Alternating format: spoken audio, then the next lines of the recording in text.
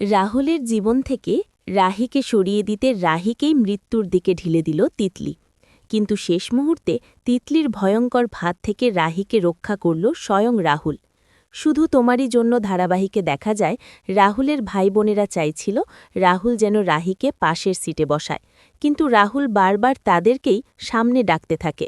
এই ব্যবহার রাহির আত্মসম্মানে গভীরভাবে আঘাত করে। অভিমানে রাহি একটি ট্যাক্সি নিয়ে একাই পুজোর বাজারে বেরিয়ে পড়ে। রাহুল বুঝতে পারে সে বেশি বাড়াবাড়ি করে ফেলেছে এবং রাহিকে কষ্ট দিয়েছে। সাথে সাথে সে গাড়ি নিয়ে ট্যাক্সিটাকে অনুসরণ করে। তারপর ট্যাক্সি থামিয়ে যথাযথ সম্মানের সাথে রাহিকে নিজের গাড়িতে তুলে নেয় এবং পাশের আসনেই বসায়।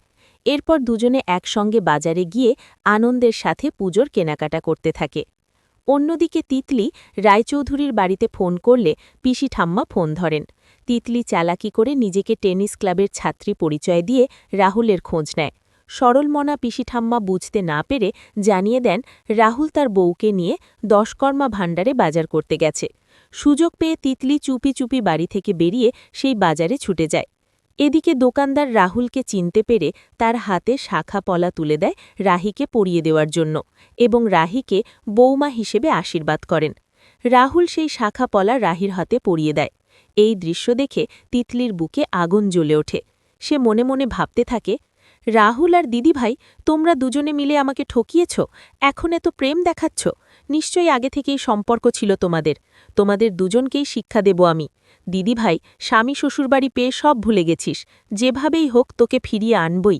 রাহুলকে শাস্তি দেবই আমি, প্রয়োজনে আরও ভয়ঙ্কর পথ নেব। এই বলে তিতলি একটি গাড়ির কাছে চলে যায়। ড্রাইভার না থাকায় সে নিজেই স্টিয়ারিং ধরে বসে পড়ে এবং অপেক্ষা করতে থাকে কখন রাহুল আর রাহি দোকান থেকে বেরোবে।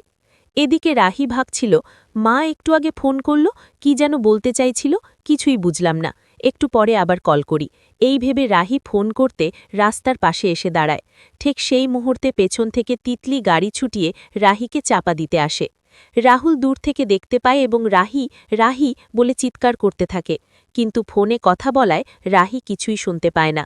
গাড়ি ক্রমশ এগিয়ে আসতে দেখে রাহুল বুঝতে পারে চালকের আসনে তিতলি বসে আছে। রাগে ফেটে পড়ে রাহুল ছুটে যায় এবং গাড়ি রাহিকে স্পর্শ করার আগেই তাকে সরিয়ে নেয়। তিতলির সব পরিকল্পনা ধুলোয় মিশিয়ে দিল রাহুল। রাহিকে বুকে জড়িয়ে ধরে রাহুল বলে, রাহি, তোমার কিছু হয়নি তো? তুমি ঠিক আছো তো?